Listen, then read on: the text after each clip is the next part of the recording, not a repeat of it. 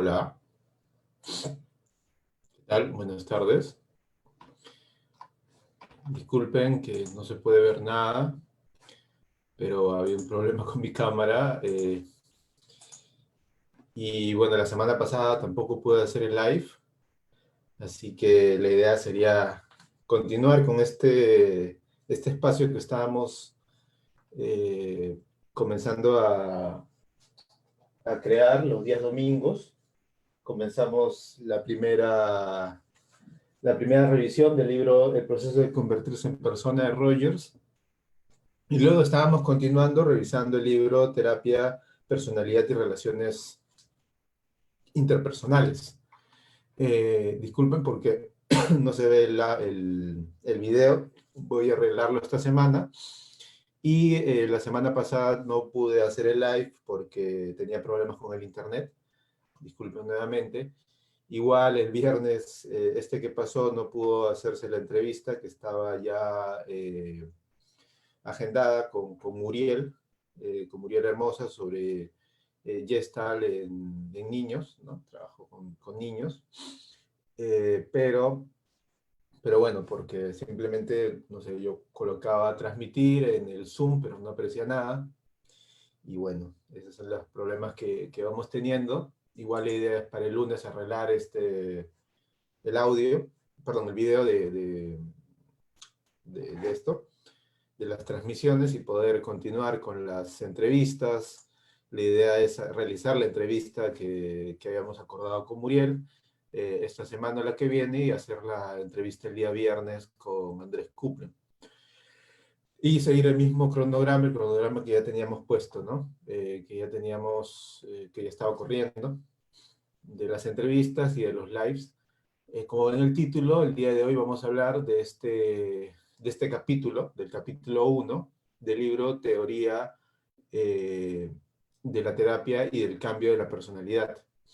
Este capítulo 1 del libro Terapia, Personalidad y Relaciones Interpersonales. Igual, si tienen algún comentario, alguna pregunta para hacer, pueden hacerlo ahí en la caja de comentarios acá abajo. Si se escucha bien, bueno, si hay algún problema en el audio, igual también me lo pueden hacer saber por ahí. Muchas gracias por su atención y comenzaríamos con la revisión de este capítulo.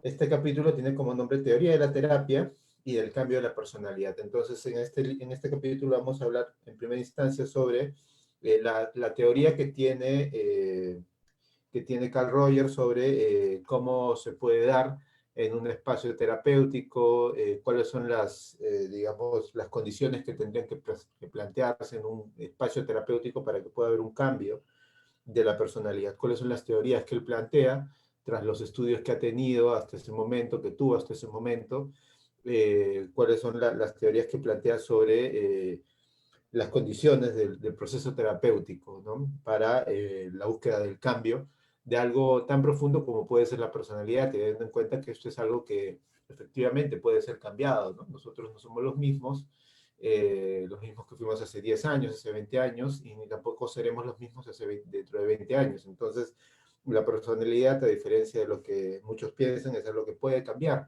Hechos concretos, ¿no? Un hecho traumático, una experiencia cumbre en la vida puede generar un cambio, ¿no? O también momentos como un cambio repentino en la vida, ¿no? Puede generar cambios de personalidad muy fuertes. Y la idea es que a través de este acompañamiento dentro de un espacio terapéutico, los cambios sean para bien, ¿no? Sean cambios que te lleven a la congruencia, ¿no? Recordemos que Rogers hace bastante énfasis en la congruencia, a diferencia de lo que se piensa normalmente, que Rogers le pone un énfasis a la empatía, realmente el énfasis está en la congruencia. La congruencia, que es precisamente la búsqueda de que una persona sea un ser que piensa, dice, siente, hace lo que realmente quiere, ¿no? Lo que realmente busca en la vida, conectado con la vida.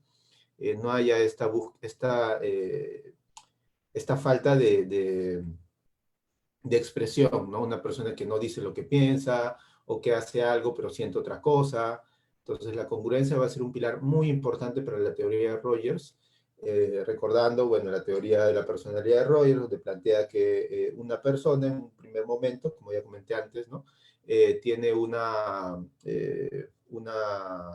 tiene un niño, ¿no? Cuando recién nace, ¿no?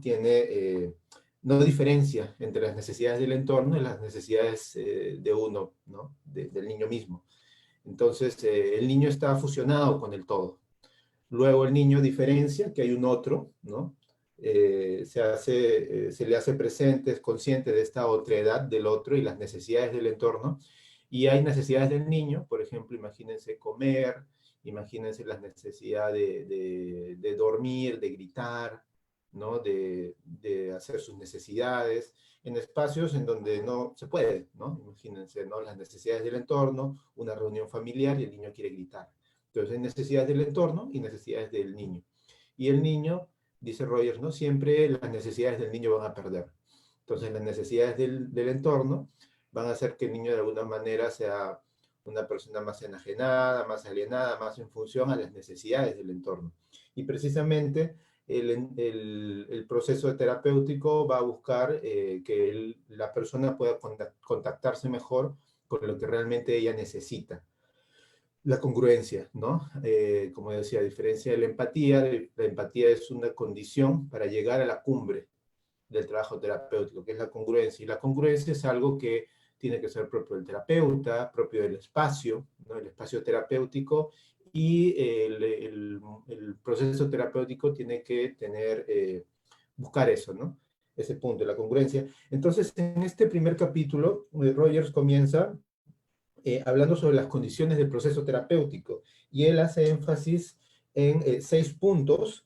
El primer punto, él dice, ¿no? Para un proceso terapéutico se debe producir esto, ¿no? Y él plantea que dos personas estén en contacto. Es un énfasis muy importante en lo vital del contacto, ¿no? Del contacto, del vínculo, que realmente las personas estén conectadas. Y esto puede sonar muy evidente ahora, ¿no? Uno puede ser evidentemente un proceso terapéutico, las dos personas deben estar contactadas. Pero en ese momento, en el momento en el que Rogers planteaba esto, no era algo que se veía como tan evidente como se puede ver ahora, ¿no? Se veía algo más como, bueno, importante seguramente, pero no era lo central, ¿no? El contacto, el vínculo terapéutico, y Rogers pone bastante énfasis en este punto, ¿no? Y lo pone como una condición importante dentro del proceso terapéutico. Y aparte también me gusta mucho este juego de palabras cuando uno dice contacto, ¿no? Si uno pone si uno separa, ¿no? El contacto es el contacto, es el continuo, ¿no? Con cuidado. Entonces, acercarse a la persona con cuidado, continuo, respetando la experiencia que el paciente va llegando, respetando los procesos, respetando los tiempos. eh, y ahí entra la aceptación incondicional, ¿no? La aceptación que no es lo mismo la validación. O sea, es importante hacerle énfasis en esta diferencia, pero aceptar incondicionalmente a la persona, aceptar que realmente si una persona llega con tal o cual idea, pensamiento, emoción, procesos de vida, ¿no? Entonces es importante aceptar, ¿no? O sea, el espacio terapéutico es un espacio de aceptación de la experiencia. Y ahí viene el tema del no juicio, ¿no? Y la fenomenología y todo lo que ya sabemos sobre la terapia, ¿no? Entonces, el segundo punto que Rogers plantea en este primer capítulo dice que la primera persona a la que denominaremos cliente, ¿no? La persona que es acompañada, se encuentre en un estado de incongruencia, de vulnerabilidad o de angustia.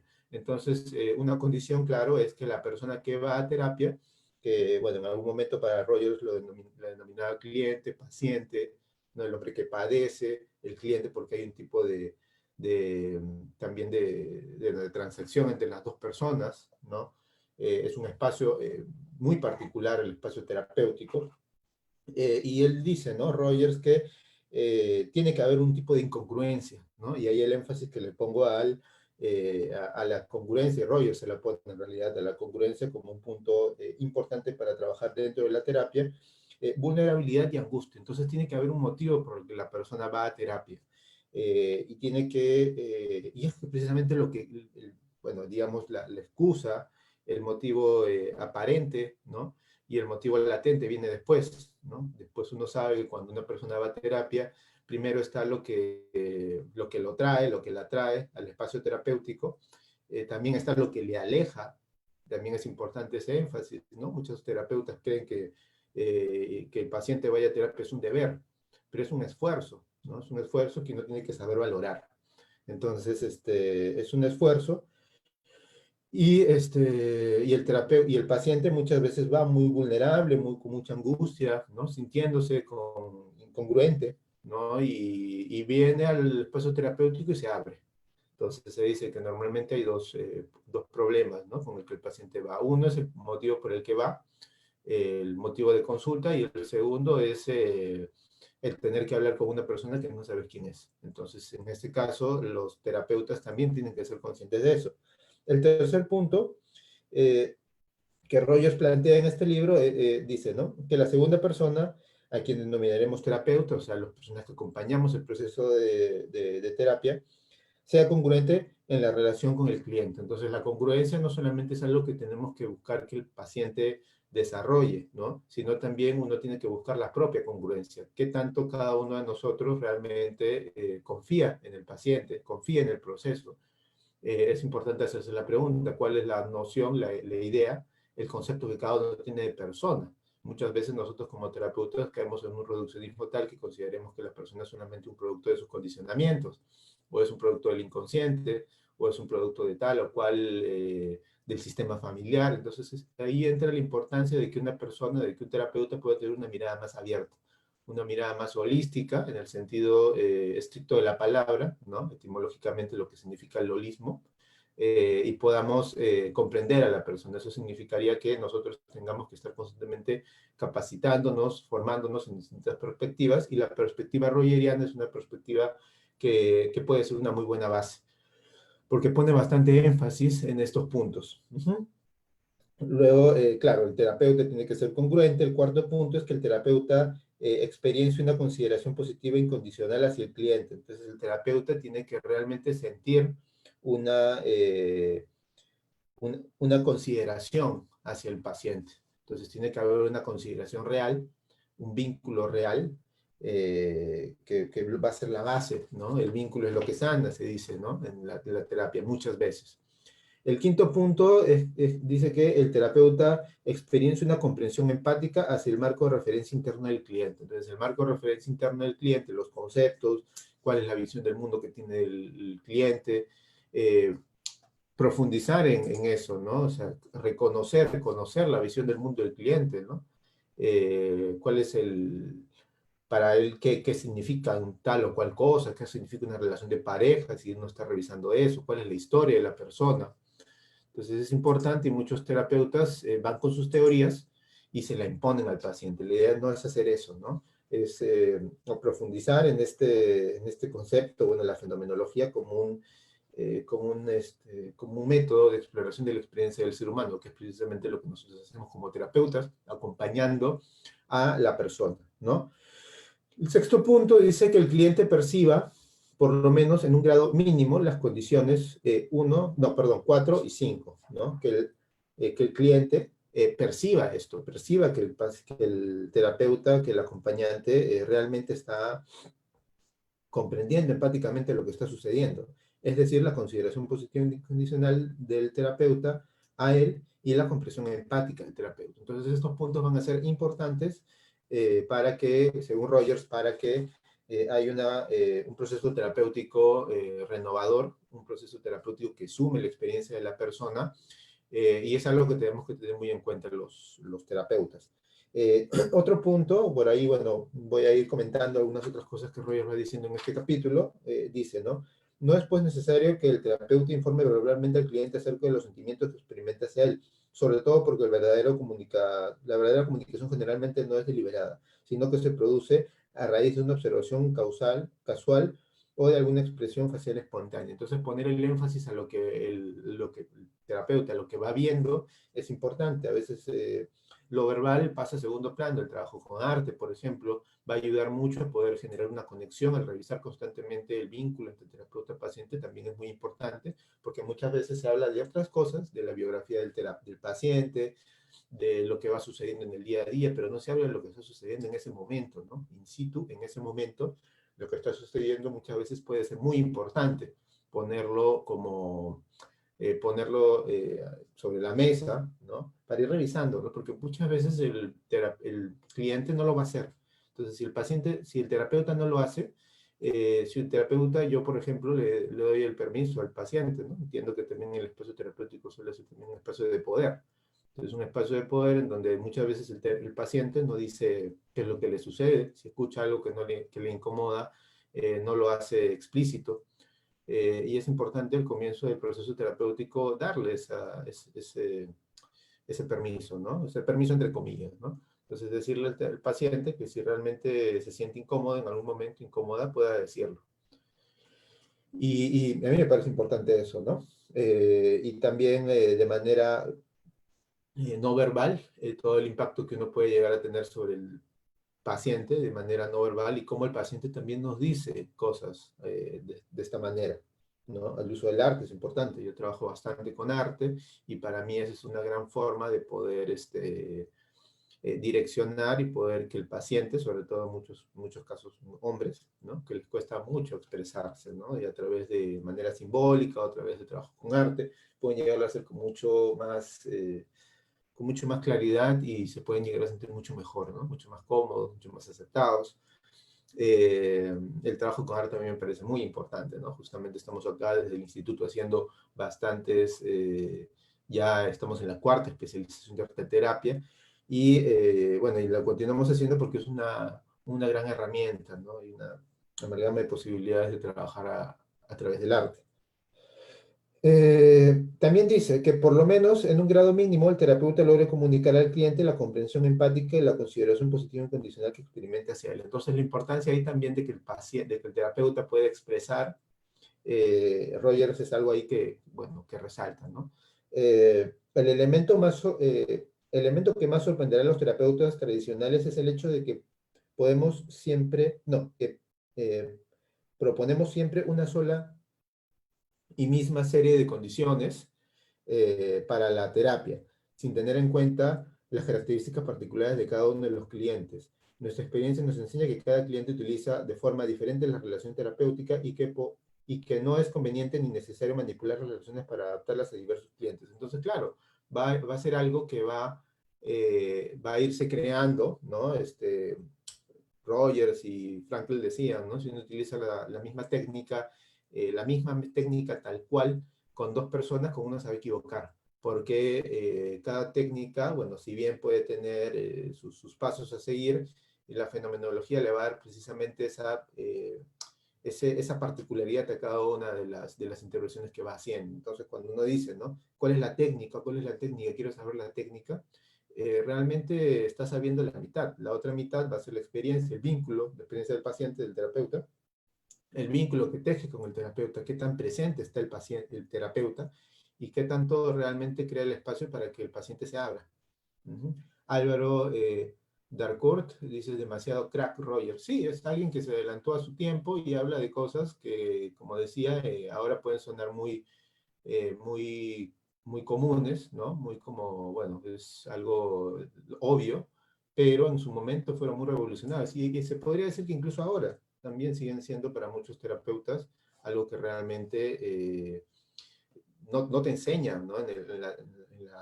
En la facultad, ¿no? En la facultad, claro, se utilizan las palabras empatía, ¿no? Pero no se habla mucho de fenomenología, ¿no? No se trabaja eh, vívidamente, ¿no? El acompañamiento del otro. Hay muchos juicios, muchas veces las teorías mismas son un juicio, ¿no? Y es importante ahí también hablar de eso, ¿no? Entonces, a fin de evitar los problemas, dice, nos parece que el aspecto más significativo y de mayor ayuda en la experiencia que es la auténtica relación entre dos personas en la que cada una de ellas pone lo mejor de su capacidad. Es ser uno mismo en la interacción. Entonces, la importancia de ser uno mismo en la interacción está siempre ahí presente en los textos de Rogers, ¿no? De ser uno mismo, de que la congruencia no es algo que se puede imponer al paciente, sino que precisamente uno, como terapeuta, al ser congruente, sirve de ejemplo. Entonces uno no deja de ser el mismo cuando sale de terapia, uno es impactado como terapeuta por el paciente constantemente y está bien, mueven cosas de uno, uno debe ir a terapia siempre, trabajar sus cosas personales, y es así, ¿no? Entonces, como una persona, por ejemplo, cualquier carrera, ¿no? Que uno constantemente está actualizándose o está haciendo como mantenimiento, imagínense un dentista o cualquier profesión. O sea, uno está constantemente en mantenimiento. Se dice, ¿no? El primer paciente de uno debe ser uno mismo. Entonces, la búsqueda de la congruencia del paciente tiene que comenzar con la búsqueda de la congruencia de uno mismo como terapeuta. Eh, ajá. Entonces, luego Rogers habla y comenta sobre un estudio, ¿no? Él dice, el estudio de Fiedler ha demostrado que los terapeutas consumados, sea cual fuese la orientación teórica que tienen, consideran que las características más relevantes de la relación establecida con sus clientes es la capacidad del terapeuta para comprender lo que dice el cliente, con el significado subjetivo que tiene para él. King, por su parte, descubrió que la calidad de la comunicación realizada por el terapeuta era un factor decisivo en la terapia. Estos estudios revelan la importancia de la comprensión empática. Entonces, sí, Rogers, como ya había dicho antes en el libro anterior y en hace bastantes referencias a estudios de otros y estudios propios, y de gente que lo rodea también. Gendlin entre ellos, ¿no? Eugene Gendlin de la terapia experiencial, hace bastantes referencias a estudios, ¿no? Estudios estadísticos, ¿no? Investigaciones, porque él todo lo que planteó, lo puso a prueba, ¿no? Entonces, sí. Luego comenta otros estudios de Seaman y Lipkin. Dice, señalaron que la terapia era más eficaz cuando los clientes reconocían en el terapeuta la existencia de sentimientos positivos hacia ellos. Entonces, muchas veces poder confiar en el paciente puede ser muy importante, pero también poder expresarlo. Justamente en la clase última de la formación, bueno, la especialización, la cuarta especialización que comenzó la semana pasada de arte terapia, una alumna dijo eso, ¿no? ¿Cómo sería otra, o sea, en la presentación de nosotros mismos ella hablaba sobre eso, ¿no? La importancia que ella sentía de que, del énfasis que se le pone, que se le debería poner a lo positivo también. Entonces, cuando alguien hace algo bien, cuando alguien dice algo interesante o simplemente hay una confianza del paciente hacia el terapeuta, a veces hay que hacerlo explícito, ¿no? Entonces, el hacer explícitas las cosas es muy importante, ¿no? Y yo hacía ahí hincapié también a que muchas veces en la terapia nos centramos solamente en lo negativo. Y es, por ejemplo, si el paciente viene y dice, bueno, me gané la lotería o ingresé a la universidad o me gradué, el terapeuta le da muy poco espacio a eso, con lo que llega el paciente, que puede ser algo muy bonito. Y a lo mucho dice, bueno, qué bueno, ¿no? Entonces, ya hay que hablar de otra cosa. Entonces, un poco que le frenan, ¿no? ¿Por qué? Porque uno normalmente piensa que el espacio terapéutico tiene que ser un espacio en donde las personas lloren, en donde se habla de cosas, dolores, penas, angustias, pero también puede ser un espacio en donde uno puede acompañar los momentos positivos. Entonces, ese punto me parece importante también. Rogers luego comienza a hablar sobre el proceso de la terapia, ¿no? Así como habló en un primer momento sobre las condiciones del proceso terapéutico, ahora habla sobre el proceso de terapia, la importancia, y da ahí varios puntos. Dice, ¿no? ¿Cuáles son las condiciones enunciadas? Cuando las condiciones enunciadas eh, precedentemente existen y se mantienen, se pone en marcha el proceso que tiene las siguientes características, ¿no? Las características que tiene un proceso de terapia, él dice, ¿no? El primero, por ejemplo, es que el cliente es cada vez más capaz de expresar sus sentimientos por medios verbales y o motores, ¿no? Si bien hay muchas formas de poder expresarnos, y la verbal es una de ellas, es la que está más desarrollada en el adulto muchas veces, ¿no? Nos alejamos del juego, nos alejamos de los símbolos, de los sueños, cuando vamos creciendo. Eh, los, es importante poder hacerlo de manera verbal, igual, ¿no? Entonces, cuando ya el cliente comienza o puede ya expresar los sentimientos más de manera verbal, eso es un buen indicador. Si tienen alguna pregunta, algún comentario, pueden hacerlo acá abajo, y yo lo leo, así como hizo Álvaro Darcourt. El segundo punto, él dice, ¿no? Los sentimientos que expresa se refiere cada vez más al yo por oposición del no yo. Entonces comienzo a hablar de mí mismo, ¿no? Cuando yo comienzo a hablar de mí mismo en terapia, como paciente, es porque ya, digamos, está encaminándose, ¿no? Cuando comienzo ya a poder expresar más los sentimientos, también es capaz cada vez más de establecer una distinción entre los objetos de sus sentimientos y percepciones. Entonces, esto es algo que Frankl denominaría el autodistanciamiento, ¿no? La capacidad de distanciarme entre lo que siento y lo que realmente está sucediendo, ¿no? La percepción que yo estoy teniendo. Rogers habla acá sobre los objetos de sus sentimientos y percepciones, ¿no? Otro punto importante es que los sentimientos que expresan se relacionan cada vez más con el estado de incongruencia existente entre algunas de sus experiencias y su concepto del yo. Entonces es más consciente del grado de incongruencia en la que está eh, y hace más énfasis en esto, ¿no? Que tanto yo realmente estoy viviendo incongruentemente, cuál es mi concepto de mí mismo, ¿no? Muchas personas en procesos terapéuticos recién descubren cuál es el concepto de ellos mismos, nunca se han detenido a pensarlo, nunca se han detenido a profundizar en esto, ¿no? Cómo fueron construidos, cómo llegaron a ser quienes son ahora. Entonces es un espacio muy interesante, muy importante, reconocer las experiencias y cómo las experiencias de vida ayudaron o hicieron que yo tenga el concepto que tengo de mí. Y son experiencias cumbre, trauma, complejos, vínculos importantes, ¿no? Como yo, por ejemplo, fui construyendo mi idea de relación de pareja, o cómo yo imagínense, ¿no? Una persona que de un momento a otro llega a ser padre, ¿no? Llega a ser padre o muy joven, ¿no? Entonces, cómo yo puedo, tal vez pasó muy rápido y tal vez lo que tengo que hacer es detenerme, reconocer cómo fui construyendo yo el concepto de mí mismo, cuáles fueron las experiencias más importantes en mi vida y comenzar a reconstruirme, ¿no? Y comenzar a co-construir junto con otros el concepto que yo quiero de mí mismo y reconocer cuáles son las experiencias que más me han marcado en mi vida. Ujú.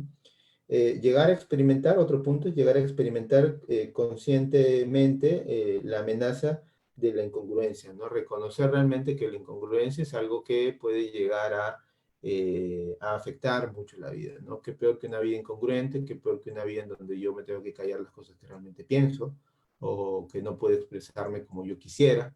Entonces, la incongruencia para Rogers es un punto vital, diría yo, de la terapia, ¿no? La búsqueda. Eh, Otro punto que señala en estos señalamientos sobre el proceso de la terapia, dice, el cliente se vuelve cada vez más capaz de experienciar las consideraciones positivas incondicionales que el terapeuta le manifiesta. Y para esto, el terapeuta tiene que manifestarse. Entonces, el terapeuta también puede hablar. El terapeuta también puede plantear temas en relación a lo que siente, a lo que realmente le sucede. El terapeuta también puede hablar. Obviamente, el espacio terapéutico es un espacio en donde básicamente también va a hablar más el paciente, porque es un espacio en donde se trabajan temas de él, temas de ella, y el paciente y el terapeuta debería buscar su propio espacio terapéutico para hablar de esos temas. El terapeuta también puede hablar, ¿no? A pesar de esto. Puede hablar y puede expresar sobre todo los puntos, manifestar las consideraciones positivas que siente hacia el paciente, ¿no? Bien, hasta acá, si hay alguna pregunta, algún comentario, lo que sea, pueden hacerlo así como hizo Álvaro, por favor. Estaba muy bueno tu comentario, gracias Álvaro, y es cierto, ¿no? Rogers es una persona que realmente tiene mucho que decir aún, ¿no? Para los terapeutas. Luego otro punto importante son los efectos en la personalidad y en la conducta, ¿no? Ahora ya Roger comienza a hablar más sobre el concepto de personalidad, sobre cómo la personalidad se puede ir como cambiando, ¿no? Con con las condiciones de la terapia, ¿no? Él dice, punto uno, el cliente es cada vez más congruente y menos defensivo y está más abierto a la experiencia, ¿no? Este es un indicador que el paciente realmente, que el proceso terapéutico está teniendo un efecto en la personalidad. Entonces, ¿de qué manera podemos nosotros identificar que hay un cambio en la personalidad? Roger nos plantea ¿no? El cliente es cada vez más congruente, eso quiere decir que es menos defensivo y está más abierto a la experiencia, ¿no? O sea, nos centramos más en la experiencia, a la hora, a lo que va sucediendo, al vínculo terapéutico. El paciente es más consciente del vínculo, es más consciente que quien tengo ahí al frente, que es el terapeuta, es una persona, me estoy vinculando con esa persona, ¿no? Es un vínculo sano, y muchas veces es el vínculo que muchas personas quisieron tener, una persona congruente, una persona que acepta a la otra sin juicio, ¿no? Y varias veces hay pacientes que te pueden decir eso, ¿no? Realmente me doy cuenta que no me tratan como niña, o no me tratan como niño, ¿no? Tengo una paciente que es así, ¿no? O sea, curiosamente, la mayoría de personas con las que ella trabaja, resulta que yo le digo, ¿no? Le digo, siento como si, cuando me cuentas varias cosas, como si no te tomaran en serio, ¿no? Y es así, en el trabajo no la toman en serio, su familia no la toma en serio, ¿no? Y trabaja con niños, ella. Entonces trabaja en un colegio, profesora. Entonces, y luego se contacta, ¿no? Trabajamos algo, comienza a llorar y se da cuenta ella que yo no la trato como niña. Entonces ella se da cuenta de eso y me dice, me doy cuenta de eso, que tú no me estás tratando como niña, que normalmente cuando una persona me ve llorando, bueno, estamos por videollamadas y que no, pero cuando lloro, me trata de consolar, o me dice, ya no llores, ya no llores, y veo que tú no haces lo mismo. Entonces, y por ahí hay un darse cuenta de algo. Entonces, los darse cuenta desde la terapia Gestalt en general, bueno, los darse cuenta en la terapia son muy importantes. Y ser tratada como adulto, ser tratada con cuidado es muy importante, ¿no? Efecto de la personalidad, bueno, el punto 2 dice sus percepciones son, por consiguiente, más realistas, más objetivas y más diferenciadas. Entonces puede diferenciarse de lo vivido, puede diferenciarse del otro, puede entender que los valores de uno no son los mismos que del otro, las necesidades son distintas, las percepciones también, ser más realista, darse cuenta que el otro no va a hacer lo que yo quiera, ¿no? Esa es una mirada muy infantil, el sentir que el otro va a hacer, ¿no? Que la otra persona no me va a dejar, que papá tiene que hacer, ¿no? Algo que no hizo, pero eso ya es responsabilidad de uno, ¿no? Cuando uno ya está grande tiene que asumir la historia y comenzar a reconstruirse, ¿no? Uh-huh. eh, el tercer punto dice, es cada vez más eficaz en la resolución de sus problemas. Entonces, los problemas que va trayendo la vida van siendo resueltos eh, de manera más, más satisfactoria para ella, ¿no? Para él.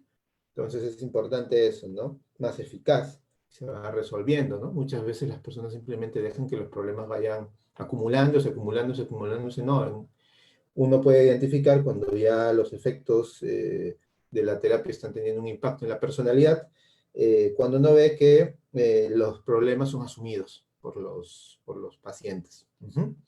Otro punto dice, su adaptación psicológica mejora y se desarrolla en un sentido óptimo. Entonces, su adaptación psicológica al entorno, a lo que está sucediendo, con eso no quiere decir que una persona se enajena, ¿no? Se aliena, se vuelve uno con el todo, o simplemente acepta las condiciones que se le presentan, ¿no? Sino que una persona puede entender que el entorno no, que el entorno no va a funcionar como yo quiero. Yo puedo construir mi propio entorno, ¿no? Yo puedo construirme yo mismo, y no me estoy peleando con el entorno, simplemente buscando que cambie, ¿no? puede haber una lucha social y eso está muy bueno, pero la lucha social, la previa es la lucha con uno, ¿no? Con los demonios internos. Muchas personas, ay, me acuerdo de un meme, ¿no? Que decía, ¿no? Con una niña parecía y decía, sí, quiero cambiar el mundo, ¿no? Y la mamá le decía, pero quiero arreglar el mundo, pero la mamá le decía, pero comienza arreglando tu cuarto. Entonces, el cuarto representaría ahí lo más íntimo. Entonces, una persona tiene, si quiere cambiar el mundo, primero tiene que cambiar lo íntimo, lo interno, lo propio, lo personal. Y precisamente hacerse cargo de eso, ¿no? No seguir echándole la responsabilidad a los demás o evadiendo, ¿no? Y decir, bueno, ¿no? Entonces, hay muchas personas que son iluminadas espiritualmente, pero en los vínculos primarios son un desastre. Entonces, hacerse cargo de eso, vínculo con mamá, con papá, asumir la vida y vivir la vida de manera congruente son temas importantes. Uh-huh. Este cambio es consecuencia de los cambios de la estructura del yo, ¿no? Descrita en los puntos anteriores. La imagen del yo se reorganiza para integrar las experiencias que han sido distorsionadas y a medida que prosigue la reorganización de la estructura del yo, la construcción del yo, ¿no? Es importante ahí. Eh, Otro punto importante es que las condiciones positivas del sí mismo aumentan, ¿no? La consideración positiva de mí mismo. Entonces el paciente poco a poco va considerando más su punto de vista y va aceptándose cada uno más positivamente, ¿no? Hay pacientes, muchos pacientes que se pelean constantemente con uno, ¿no? Con él mismo.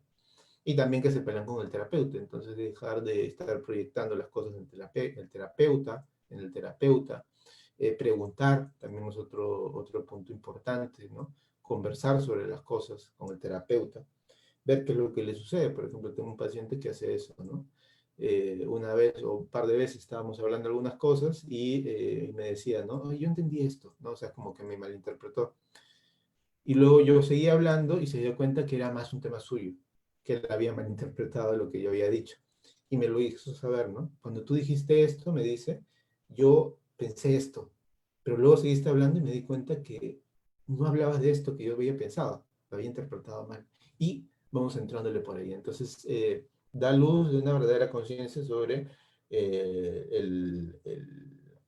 la responsabilidad que tiene que tener cada uno en el vínculo con el otro, ¿no? O sea, muchas veces es más fácil para la gente pensar en el otro, ¿no?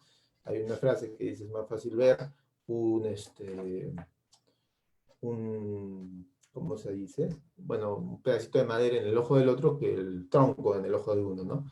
Entonces es más fácil ver los problemas del otro, plantear que el otro es un problemático, que el otro tiene la culpa, y más difícil es asumir la responsabilidad, ¿no?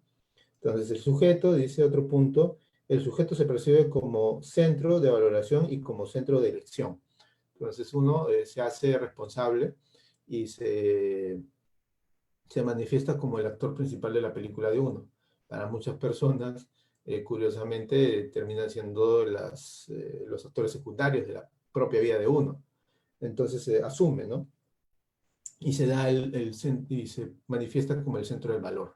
Entonces, como el centro, ¿no? Yo soy el centro de todo esto que está sucediendo y solamente yo me entiendo. Y qué mejor que profundizar en ese entendimiento eh, para poder caminar más seguro, ¿no? Y poder decidir mejor. Otro punto es, dice, ¿no? Sus conductas se modifican de varias maneras. Entonces, hay un cambio, no solamente a nivel de personalidad, sino también a nivel conductual, y estas se van modificando, ¿no? Ya que estas se van modificando de muchas maneras, ¿no? Siempre en función o siempre en dirección a la mejora y al cuidado, al autocuidado. Uh-huh. Dentro de este punto hay tres puntos. El primero dice cómo la proporción de experiencias compatibles con la estructura del yo aumentan, la proporción de conductas que pueden ser aceptadas por el yo aumentan también. Entonces, aumenta las conductas que van centradas a la construcción de un yo. Eh, el otro punto dice, a la inversa, la proporción de conductas que no eran adquiridas como experiencias del yo y por lo tanto sentidas como un no yo disminuye. Entonces me centro más en mí. me centro más en mí y en la importancia de crecer. El otro punto dice, en consecuencia, el sujeto percibe que tiene más control de su conducta. Si yo me centro más en mí, asumo más responsabilidad y puedo tener mayor control sobre lo que hago, ¿no? No solamente me, bueno, hago lo que hago a través por impulsos o reacciono, sino que busco realmente que todo lo que haga tenga un fin, ¿no? Eh, los otros perciben que sus conductas, los otros perciben que su conducta es más socializada y más madura. Entonces hay una percepción de los otros y realmente, bueno, eso es importante, ¿no? Porque el otro lo nota. Entonces el otro viene y me dice, oye, mira, estás mejorando, o te veo más seguro, te veo más segura. Entonces hay algo que se nota, ¿no? Se notan los cambios. Y una, y algo, y algo que uno puede, por ejemplo, ahí como deducir que está habiendo un cambio de personalidad es cuando las demás personas, el entorno, me lo hacen explícito, ¿no? Me lo comentan. Y para terminar, comienza a hablar Rogers también acá sobre algunas conclusiones acerca de la naturaleza del hombre, ¿no? Y hace algunas reflexiones en relación a este punto, como las siguientes, ¿no? Él dice, el individuo posee la capacidad de experienciar en la conciencia los factores de su desadaptación psicológica, en otras palabras, factores que residen de la incongruencia de entre el concepto de yo y la totalidad de su experiencia. Entonces, una característica, una conclusión ahí de la naturaleza del hombre es que el individuo tiene la capacidad de experienciar las conciencias de factores de adaptación psicológica. Entonces, una persona puede realmente vivir, sentir esa desadaptación psicológica, eh, tiene que hacerse primero cargo de esto. Hay formas de poder entender que uno está viviendo de manera incongruente y una condición humana es precisamente esa, la de poder darse cuenta. Entonces, una persona se da cuenta de eso, realmente asumo la responsabilidad y me hago cargo. Otro punto, dice, es que el individuo posee la capacidad de reorganizar su concepto del yo. Entonces, hay un margen de movimiento muy grande, ¿no? Que uno tiene que precisamente asumir, crear mi propio concepto del yo, a fin de que sea más congruente con la totalidad de su experiencia y tiene la tendencia a ejercer esa capacidad. Entonces es algo inherente al ser humano. Es capaz, pues, de salir de su estado de desadaptación psicológica y evolucionar en un estado de adaptación psicológica. Ahí, bueno, es importante ahí, como ya comentaba antes, que el paciente realmente sienta, ¿no? Sienta que puede realizar un cambio profundo, el paciente, y no sea simplemente un discurso, que realmente el terapeuta confíe en el paciente. Otro punto, el tercero y último, dice, es que en el caso de que esta capacidad y esta tendencia solo exista en estado latente, se desarrolla en toda relación interpersonal en la que la otra persona sea congruente en la relación, experimentando hacia el interesado una actitud de consideración positiva incondicional y una comprensión empática y logrando en alguna medida comunicar tales actitudes. Entonces, esto es algo que ya tiene la persona y cuando comienza, si una persona, si un paciente tiene un vínculo con una persona congruente, en este caso sería el terapeuta, ahí radica precisamente la búsqueda de que el terapeuta sea congruente.